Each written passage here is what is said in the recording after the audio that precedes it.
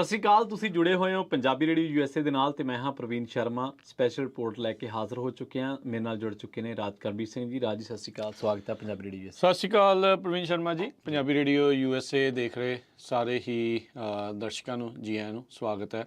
ਸੋ ਅੱਜ ਦੀ special report ਦੇ ਵਿੱਚ ਬਹੁਤ ਚਿਰਾਂ ਬਾਅਦ ਅੱਜ ਪ੍ਰਵੀਨ ਜੀ ਦੇ ਨਾਲ ਜੁੜਨ ਦਾ ਜਿਹੜਾ ਉਹ ਮੌਕਾ ਮਿਲਿਆ। ਸੋ ਪ੍ਰਵੀਨ, ਆਪਾਂ ਅੱਜ ਕਿਹੜੇ ਟੌਪਿਕ ਤੇ ਗੱਲਬਾਤ ਕਰ ਰਹੇ ਹਾਂ? ਅੱਜ ਆਪਾਂ ਇੱਕ ਬਹੁਤ ਅਹਿਮ ਟੌਪਿਕ ਨੂੰ ਲੈ ਕੇ ਗੱਲਬਾਤ ਕਰਾਂਗੇ।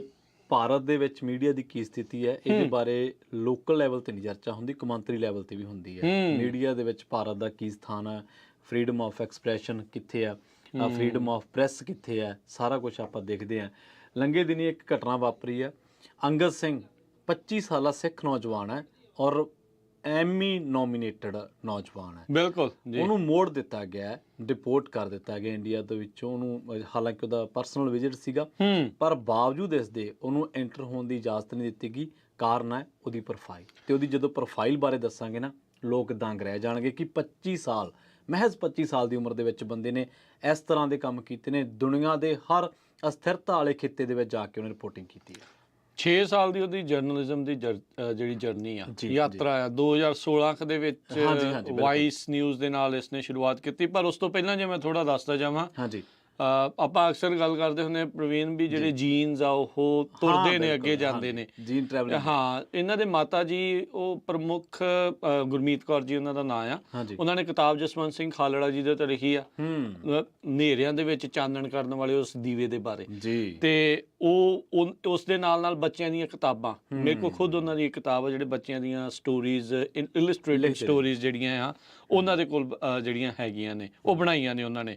ਸੋ ਉਹ ਅੱਗੇ ਇਸ ਮੁੰਡੇ ਦੇ ਵਿੱਚ ਵੀ ਉਹ ਚੀਜ਼ ਹੈਗੀ ਹੈ। 13 ਸਾਲ ਦੀ ਉਮਰ ਸੀਗੀ ਜਦੋਂ ਕਹਿੰਦੇ ਵੀ ਇਸਨੇ ਸਿੱਖਾਂ ਦੇ ਨਾਲ ਜੋ ਨਸਲਵਾਦ ਹੋ ਰਿਹਾ, ਖਾਸ ਕਰ ਕਿਉਂਕਿ ਪਟਕਾ ਬਣ ਕੇ, ਪੱਗ ਬਣ ਕੇ ਜਾਂਦਾ ਸੀਗਾ ਸਕੂਲ ਕਾਲਜ ਦੇ ਵਿੱਚ, ਬੁਲੀਜ਼ ਤੇ ਰੇਸਿਜ਼ਮ ਦਾ ਉਸਨੂੰ ਸਾਹਮਣਾ ਕਰਨਾ ਪਿਆ। ਉਸਨੇ ਆਪਣੇ ਬੱਚੇ ਦੇ ਤੌਰ ਦੇ ਉੱਤੇ ਉਹ ਜਿਹੜੀ ਇੱਕ ਰਿਪੋਰਟ, ਇੱਕ ਵੀਡੀਓ ਜਿਹੜੀ ਉਹ ਬਣਾਈ ਸੀਗੀ। ਸੋ ਫਿਰ 2016 'ਚ ਇਹ ਵਾਈਸ ਨਿਊਜ਼ ਦੇ ਨਾਲ ਜੁੜ ਗਿਆ। ਕੋਲੰਬੀਆ ਯੂਨੀਵਰਸਿਟੀ ਦੀ ਬਹੁਤ ਇੱਕ ਵਧੀਆ ਯੂਨੀਵਰਸਿਟੀ ਤੋਂ ਇਹ ਪੜ੍ਹਿਆ ਆ ਮੁੰਡਾ। ਜੀ। ਔਰ ਤੁਸੀਂ ਦੰਗ ਰਹਿ ਜਾਓਗੇ। ਇਹ ਜਿਹੜੀ ਅੱਜ ਆਪਾਂ ਰਿਪੋਰਟ ਬਣਾ ਰਹੇ ਹਾਂ, ਇਹ ਸਿਰਫ ਇਹ ਨਹੀਂ ਹੈ ਕਿ ਉਹ ਮੁੰਡੇ ਨੂੰ ਇੰਡੀਆ ਤੋਂ ਡਿਪੋਰਟ ਕਰ ਦਿੱਤਾ, ਪੱਤਰਕਾਰ ਨੂੰ। ਇੰਨੀ ਗੱਲ ਹੀ ਨਹੀਂ ਹੈ। ਗੱਲ ਆ ਉਹਦੇ ਕੈਲੀਬਰ ਦੀ, ਕਿਉਂ ਕੀਤਾ। ਹਾਂਜੀ, ਕਿਉਂ ਕੀਤਾ। ਗੱਲ ਉਹਦੀ ਸਮਰੱਥਾ ਦੀ, ਗੱਲ ਉਹਦੀ ਜੋ ਕਲਮ ਦੇ ਵਿੱਚ ਜੋ ਦਮ ਆ। 25 ਸਾਲ ਕਿ ਲੋਕ 60 ਸਾਲ ਜਰਨਲਿਜ਼ਮ ਕਰਕੇ ਚਲੇ ਜਾਂਦੇ ਆ, ਉਹ ਰਿਪੋਰਟਾਂ ਨਹੀਂ ਸ਼ਾਇਦ ਕਰ ਸਕਦੇ। ਤੁਸੀਂ ਦੇਖੋ ਅਫਰੀਕਾ ਦੇ ਮੁਲਕਾਂ ਦੇ ਵਿੱਚ, ਤੁਸੀਂ ਦੇਖੋ ਚਾਈਨਾ ਦਾ ਬੁੱਧਿਸਟ ਵਾਲਾ ਜੋ ਉਹਨਾਂ ਨੇ ਮਖੌਟਾ ਲਾਇਆ ਸੀ। ਤੁਸੀਂ ਦੇਖੋ ਇੰਡੀਆ ਦੇ ਵਿੱਚ ਜੋ ਪਟੇਲ ਦੀ ਮੂਰਤੀ ਤੇ ਜੋ ਉਹਨਾਂ ਨੇ ਕਿੱਦਾਂ ਕੈਂਪੇਨ ਕੀਤੀ ਸੀ ਮੋਦੀ ਨੇ। ਤੁਸੀਂ ਦੇਖੋ ਫਾਰਮਰ ਜੋ ਅੰਦੋਲਨ ਹੋਇਆ, ਕਿਸਾਨੀ ਦਾ, ਖੇਤੀ ਅੰਦੋਲਨ ਹੋਇਆ ਕਿਸਾਨਾਂ ਦਾ। ਤੁਸੀਂ ਦੇਖੋ ਉਹਦੀ ਰਿਪੋਰਟਿੰਗ ਬਹੁਤ ਅਹਿਮ ਹਿੱਸਿਆਂ ਦੇ ਵਿੱਚ, ਈਵਨ ਕਿ ਫਰਾਂਸ ਦੇ ਵਿੱਚ ਉਹ ਬੰਦੇ ਨੇ ਰਿਪੋਰਟਿੰਗ ਕੀਤੀ। ਯੈਲੋ ਵੈਸਟ ਪ੍ਰੋਟੈਸਟ ਹੋਏ ਸੀਗੇ। ਬਿਲਕੁਲ। ਸੋ ਉਹ ਦਿਨ ਸ਼ਾਹੀਨ ਬਾਗ 'ਚ ਮੈਂ ਐਡ ਕਰਦਾ ਜਾਵਾਂ, ਉਹਦੇ ਵਿੱਚ ਹਾਂਗਕਾਂਗ ਜਿੱਥੇ ਬਹੁਤ ਜ਼ਿਆਦਾ ਚਾਈਨਾ ਦੇ ਉਲਟ ਪ੍ਰੋਟੈਸਟ ਜਿਹੜੇ ਹੋਏ, ਉੱਥੇ ਹੋ ਗਿਆ। ਸੀਰੀਆ ਦੇ ਵਿੱਚ ਗਿਆ। ਕਸ਼ਮੀਰ 'ਚ 370 ਜਿਹੜੀ ਉਹ ਲਾਈ। ਉਹਨਾਂ ਨੇ ਇੱਕ ਉਹ ਵੀ ਰਿਪੋਰਟ ਕੀਤੀ ਵੀ ਜਿਹੜੇ ਕਸ਼ਮੀਰ 'ਚ ਕੁਛ ਅਜਿਹੇ ਲੋਕ ਵਾਸਤੇ ਨੇ ਜਿਹੜੇ ਭਾਰਤ ਤੋਂ ਆਜ਼ਾਦੀ ਚਾਹੁੰਦੇ ਨੇ, ਜਿਹੜੇ ਆਪਣੇ ਵੱਖਰੇ ਤੌਰ ਦੇ ਉੱਤੇ ਜਿਹੜੇ ਰਹਿਣ ਦੀ ਮੰਗ, ਉਹ ਵੀ ਉਸਨੇ ਰਿਪੋਰਟ ਕੀਤੀ ਸੀਗੀ। ਹੁਣ ਇਸਨੇ ਲੇਟੈਸਟ ਪ੍ਰਵੀਨ ਮੰਗ ਕੀਤੀ ਸੀ ਭਾਰਤ ਸਰਕਾਰ ਤੋਂ ਜਰਨਲਿਸਟ ਵੀਜ਼ੇ ਦੀ, ਵੀ ਮੈਂ ਦਲਿਤਾਂ ਦੇ ਉੱਤੇ ਰਿਪੋਰਟ ਕਰਨੀ ਆ। ਤੇ ਆਪਾਂ ਨੂੰ ਪਤਾ ਹੈ ਵੀ ਇਸ ਟਾਈਮ ਮੋਦੀ ਦੀ ਸਰਕਾਰ ਦਲਿਤਾਂ, ਮਾਈਨੋਰਟੀਆਂ ਦੇ ਨਾਲ ਕੀ ਕਰ ਰਹੀ ਹੈ, ਕੀ ਚੰਨ ਜਿਹੜੀ ਉਹ ਚਾੜਨ ਰਹੀ ਹੈਗੀ ਆ, ਹਨਾ। ਸੋ ਉਹ ਸਾਰੀਆਂ ਰਿਪੋਰਟਾਂ, ਇਸ ਦਾ ਕੈਲੀਬਰ ਦੇਖਦੇ ਹੋਏ ਉਹਨਾਂ ਨੂੰ ਲੱਗਾ ਇਹ ਮੁੰਡਾ OCI ਧਾਰਕ ਆ, overseas citizen of India card ਦਾ ਧਾਰਕ ਹੈ, ਜਦੋਂ ਮਰਜ਼ੀ ਆ ਜਾ ਸਕਦਾ ਭਾਰਤ ਵਿੱਚ। ਇਹਦੇ ਪਰਿਵਾਰ ਰਹਿੰਦਾ ਹੈ ਕਿ ਕਿਹਦਾ ਜੀ ਨਹੀਂ ਕਰਦਾ ਆਪਣੀਆਂ ਜੜ੍ਹਾਂ ਦੇ ਨਾਲ ਜੁੜੇ ਰਹਿਣ ਦੇ ਲਈ। ਸੋ ਉਹ ਚੀਜ਼ਾਂ ਹੋਣ ਦੇ ਬਾਵਜੂਦ ਉਹਨਾਂ ਨੇ ਪਹਿਲਾਂ ਹੀ ਮਨ ਘੜਤ ਪੇਪਰ, ਕੋਈ ਆਰਟੀਕਲ ਪਤਾ ਨਹੀਂ 6 ਜਿਹੜਾ ਉਹ ਕਹਿੰਦੇ ਸੀਗੇ, ਖੌਰੇ ਪ੍ਰਵੀਨ ਉਹਨਾਂ ਨੇ ਲੈ ਕੇ ਰੱਖਿਆ ਸੀਗਾ, ਖੱਜਲ ਖਵਾਰ ਕੀਤਾ, ਹੱਥਕੜੀਆਂ ਲਾਈਆਂ, ਮੁੰਡੇ ਨੂੰ ਵਾਪਸ ਤੋਰਤਾ। ਸੋ ਉਹਨਾਂ ਨੂੰ ਉਹ ਕਹਿੰਦੇ ਵੀ ਸਾਨੂੰ ਡਰ ਸੀ ਵੀ ਇਹ ਕੋਈ ਆ ਕੇ ਇੱਥੇ ਜਰਨਲਿਜ਼ਮ ਦਾ ਕੰਮ ਨਾ ਕਰਦੇ, ਕੋਈ ਰਿਪੋਰਟ ਨਾ ਜਿਹੜੀ ਉਹ ਬਣਾ ਦੇ। ਜਦਕਿ ਉਹਦੇ ਮਾਤਾ ਜੀ ਨੇ ਕਿਹਾ ਵੀ ਉਹ ਤਾਂ ਸਿਰਫ ਫੈਮਿਲੀ ਰੀਯੂਨੀਅਨ ਬਾਕੀ ਪਰਿਵਾਰਾਂ ਨੂੰ ਮਿਲਣ ਦੇ ਲਈ ਆ ਰਿਹਾ ਸੀਗਾ। ਦੇਖੋ ਕਲਮ ਦੀ ਤਾਕਤ ਇਹੀ ਹੈ, ਜਿੱਤੋਂ ਹਕੂਮਤਾਂ ਸੱਤਾ ਡਰਦੀਆਂ, ਜਿੱਤੋਂ ਇੱਕ ਸਟੇਟ ਦਾ ਨੈਰੇਟਿਵ ਡਰਦਾ। ਤੁਸੀਂ ਭਾਰਤ ਦਾ ਕੋਈ ਇਸ਼ੂ ਚੱਕ ਲਓ, ਕਰਤਾਰਪੁਰ ਸਾਹਿਬ ਲਾਂਘਾ ਲੈ ਲਓ, ਠੀਕ ਹੈ। ਉਸ ਤੋਂ ਬਾਅਦ ਕਸ਼ਮੀਰ ਦੇ ਵਿੱਚ ਜੋ ਲੋਕਾਂ ਨੂੰ ਘਰਾਂ ਦੇ ਅੰਦਰ ਤਾੜ ਦਿੱਤਾ ਗਿਆ ਸੀ, ਉਹ ਲੈ ਲਓ। ਕੋਵਿਡ ਦੇ ਵਿੱਚ ਜਿਹੜੀਆਂ ਮੌਤਾਂ ਹੋਈਆਂ ਸੀ, ਇਹ ਬੰਦੇ ਨੇ ਤੈਅ ਲਾਤੀ, ਐਕਸਪੋਜ਼ ਕਰਤਾ।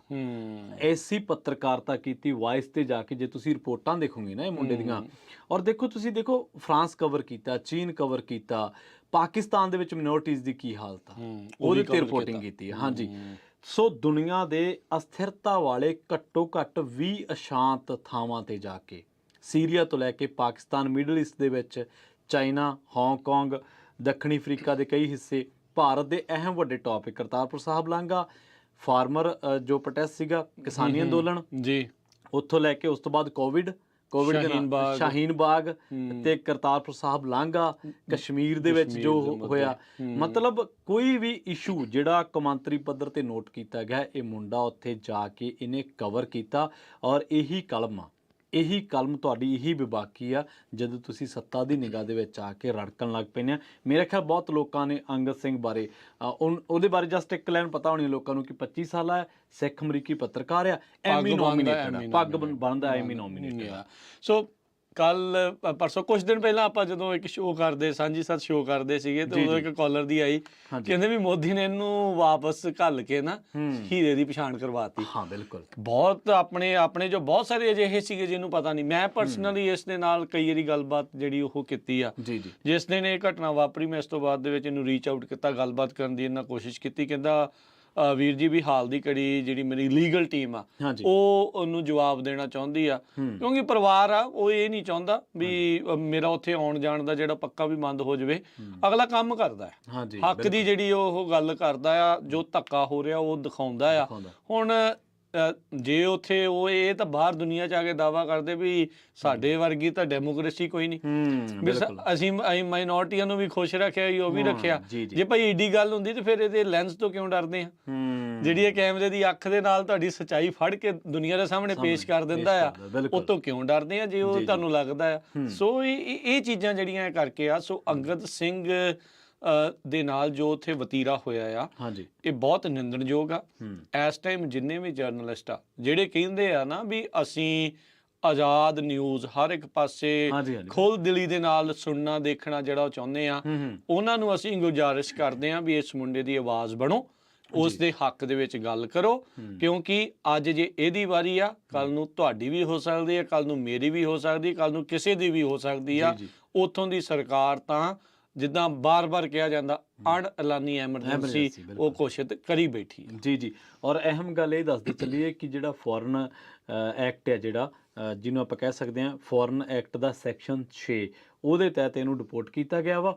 ਤੇ ਨਾਲ ਇਹਦੇ ਜਾਣ ਤੋਂ ਪਹਿਲਾਂ ਹੀ ਰਾਜ ਕਰਨਵੀਰ ਸਿੰਘ ਜੀ ਉੱਥੇ ਤਿਆਰੀ ਪੂਰੀ ਸੀਗੀ, ਡਾਕੂਮੈਂਟ ਤਿਆਰ ਕੀਤੇ ਗਏ ਸੀ, ਮਤਲਬ ਇੰਨੀ ਸਕੈਨਿੰਗ, ਇੰਨੀ ਮੋਨੀਟਰਿੰਗ, ਇੰਨੀ ਸਰਵੇਲੈਂਸ ਹੁੰਦੀ ਹੈ, ਮਤਲਬ ਲਿਸਟਾਂ ਬਣਾ ਕੇ ਰੱਖੀਆਂ ਹੋਈਆਂ। ਹਾਂਜੀ, ਤੇ ਦੂਜੀ ਗੱਲ ਇਹ ਹੈ ਕਿ ਇਸੇ ਜਿਹੜੀ ਪੂਰਾ ਜੋ ਪ੍ਰਕਰਨ ਹੈ, ਜੋ ਪੂਰਾ ਐਪੀਸੋਡ ਆ, ਉਹਦੇ ਵਿੱਚ ਇੱਕ ਥੋੜੀ ਜਿਹੀ ਚੀਜ਼ ਹੋਰ ਐਡ ਆਨ ਕਰਦੇ ਚਲੇ ਗਏ। ਉਹ ਇਹ ਹੈ ਕਿ ਪੰਜਾਬੀ ਮੀਡੀਆ, ਖਾਸ ਕਰਕੇ ਪ੍ਰਿੰਟ ਮੀਡੀਆ ਤੇ ਜਿਹੜਾ ਸੋਸ਼ਲ ਮੀਡੀਆ ਚੈਨਲ, ਤਾਂ ਚਲੋ ਆਪਾਂ ਕਹਿ ਨਹੀਂ ਸਕਦੇ ਕੁਝ, ਉਹਨਾਂ ਨੇ ਇਸ ਬਾਬਤ ਕੋਈ ਖਾਸ ਆਲਾ ਦਰਜੇ ਦੀ ਰਿਪੋਰਟਿੰਗ ਨਹੀਂ ਕੀਤੀ।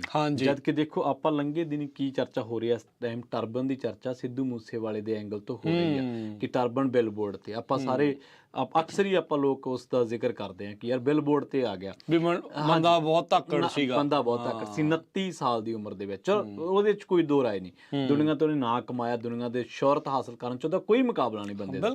295 ਗਾਣਾ ਅੱਜ ਵੀ ਟ੍ਰੈਂਡ ਕਰ ਰਿਹਾ, ਗਲੋਬਲੀ ਟ੍ਰੈਂਡ ਕਰ ਰਿਹਾ। SYL ਗਾਣਾ ਆਇਆ, ਏਸ਼ੀਆ ਦੇ ਵਿੱਚੋਂ 3ਜੇ ਨੰਬਰ ਤੇ ਸਰਚ ਕੀਤਾ ਗਿਆ ਬੰਦਾ। ਪਰ ਇਹ 25 ਸਾਲਾਂ ਦਾ ਮੁੰਡਾ, 25 ਸਾਲਾਂ ਦੇ ਵਿੱਚ ਤੁਸੀਂ ਵੇਖੋ ਵਕਫਾ 2016 ਦੇ ਵਿੱਚ ਕਿੰਨੀ ਹੋਣੀ ਇਹਦੀ ਉਮਰ, 6 ਸਾਲ ਪਿੱਛੇ ਚੱਲ ਜਾਓ, 19-20 ਸਾਲ ਦਾ 19-20 ਸਾਲ ਦਾ ਮੁੰਡਾ ਅਫਰੀਕਾ ਫਿਰਦਾ, ਸੀਰੀਆ ਫਿਰਦਾ, ਪਾਕਿਸਤਾਨ ਫਿਰਦਾ, ਚਾਈਨਾ ਫਿਰਦਾ, ਹਾਂਗਕਾਂਗ, ਫਰਾਂਸ, ਭਾਰਤ ਦੇ ਹਰ ਖਿੱਤੇ ਦੇ ਵਿੱਚ। ਔਰ ਦੇਖੋ ਸਾਨੂੰ ਅੱਜ ਪਤਾ ਆਲਾ ਦਰਜੇ ਦੀ ਰਿਪੋਰਟਿੰਗ ਕਰਦਾ। ਬਿਲਕੁਲ ਜੀ। ਸੋ ਹੀਰੇ ਦੀ ਪਛਾਣ ਜੇ ਆਪਾਂ ਹੁਣ ਕਰ ਲਈ ਆ, ਉਹਦੀ ਸਪੋਰਟ ਕਰੋ ਤੇ ਕੋਸ਼ਿਸ਼ ਕਰੀਏ ਵੀ ਇਦਾਂ ਦੇ ਹੀਰੇ ਹੋਰ ਹੋਣ। ਜੀ ਬਿਲਕੁਲ। ਜਿਹੜਾ ਕੋਈ ਇਦਾਂ ਦਾ ਵਧੀਆ ਕੰਮ ਕਰ ਰਿਹਾ ਆ, ਉਹਨੂੰ ਹੌਸਲਾ ਅਫਜਾਈ ਜਿਹੜਾ ਉਹਦੇ ਟਵਿੱਟਰ ਹੈਂਡਲ ਤੇ ਜਾ ਕੇ ਉਸਦੇ ਹੱਕ 'ਚ ਲਿਖੋ, ਜਿਹੜਾ ਉਹ ਤੁਸੀਂ ਕਰ ਸਕਦੇ ਆ। ਸਰਕਾਰ ਨੂੰ ਉੱਥੋਂ ਦੀ ਨੂੰ ਸਵਾਲ ਪੁੱਛੋ ਕੀ ਜਿਹੜਾ ਉਹ ਕਰ ਰਹੇ ਆ। ਜਿਹੜੀ ਇਹਨਾਂ ਦੀ ਸੰਸਥਾ ਹੈ ਉਹ ਆਪਣੇ ਪੱਧਰ ਦੇ ਉੱਤੇ ਜਾਂ ਉਹਨੇ ਖੁਦ ਆਪਣੇ ਪਰਸਨਲ ਪੱਧਰ ਦੇ ਉੱਤੇ ਜੋ ਕਰਨਾ ਆ, ਜੋ ਵੀ ਲੀਗਲ ਸਟਾਫ ਆ ਕਰਨਾ ਹੈ ਉਹ ਕਰੂਗਾ, ਉਹ ਕਰ ਰਹੇ ਆ। ਪਰ ਇਹ ਆ ਵੀ ਆਪਾਂ ਵੀ ਜਿਹੜੀ ਇਸ ਦੀ ਜਿਹੜੀ ਮੁੰਡੇ ਦੀ ਪੂਰੀ ਜਿਹੜੀ ਉਹ ਸਪੋਰਟ ਕਰੀਏ। ਜਿਹੜੀ ਗੱਲ ਤੁਸੀਂ ਹੁਣੇ ਦੱਸੀ ਆ ਵੀ ਉਹ ਲਿਖ ਕੇ ਪਹਿਲਾਂ ਹੀ ਰੱਖਿਆ ਸੀਗਾ ਵੀ ਤੋਰਨਾ ਹੀ ਸੀ, ਜੀ ਵੀ ਤੋਰਨਾ ਹੀ ਸੀਗਾ। ਉਹਨਾਂ ਨੇ ਇਹ ਠਾਣਿਆ ਹੀ ਪਿਆ ਸੀਗਾ ਭਾਰਤੀ ਸਟੇਟ ਨੇ, ਸਰਕਾਰ ਨੇ, ਵੀ ਇਸ ਮੁੰਡੇ ਨੂੰ ਆਪਾਂ ਵਾਪਸ ਜਿਹੜਾ ਜਾਂ ਤਾਂ ਡਰਾਉਣ ਦੀ ਇੱਕ ਕੋਸ਼ਿਸ਼ ਆ ਜਾਂ ਇਹਦੇ ਜ਼ਰੀਏ ਬਾਕੀ ਜਿਹੜੇ ਬੋਲ ਰਹੇ ਉਹਨਾਂ ਨੂੰ ਡਰਾਉਣ ਦੀ ਕੋਸ਼ਿਸ਼ ਆ। ਪਰ ਇਹ ਆ ਵੀ ਇਹੋ ਜਿਹੀ ਚੀਜ਼ ਦੇ ਵਿੱਚ ਬੇਬਾਕੀ ਜਿਹੜੀ ਉਹ ਚਾਹੀਦੀ ਆ ਤੇ ਨੰਗੇ ਧੜ ਜਿਹੜਾ ਆ ਉਹ ਉਹਨਾਂ ਦੇ ਨਾਲ ਸਿੰਘ ਫਸਾਉਣ ਦੇ ਲਈ ਰੈਡੀ ਹੋਣਾ ਪੈਣਾ। ਜੀ ਬਹੁਤ ਬਹੁਤ ਧੰਨਵਾਦ ਰਾਜਕਰਮਵੀਰ ਸਿੰਘ ਜੀ, ਤੁਹਾਡਾ ਵੀ ਸਾਰਿਆਂ ਦਾ ਬਹੁਤ ਬਹੁਤ ਧੰਨਵਾਦ। ਜੁੜੇ ਰਹੋ ਪੰਜਾਬੀ ਰੇਡੀਓ USA ਦੇ ਨਾਲ ਤੇ ਇੱਕ ਵਾਰ ਫਿਰ ਹਾਜ਼ਰ ਹੋਵਾਂਗੇ ਕਿਸੇ ਨਵੀਂ ਰਿਪੋਰਟ ਦੇ ਨਾਲ, ਨਵੇਂ ਆંકੜਿਆਂ ਤੇ ਫੈਕਟ ਦੇ ਨਾਲ। ਆਪਾਂ ਸਾਰੇ ਗੱਲਬਾਤ ਕਰਾਂਗੇ। Programme special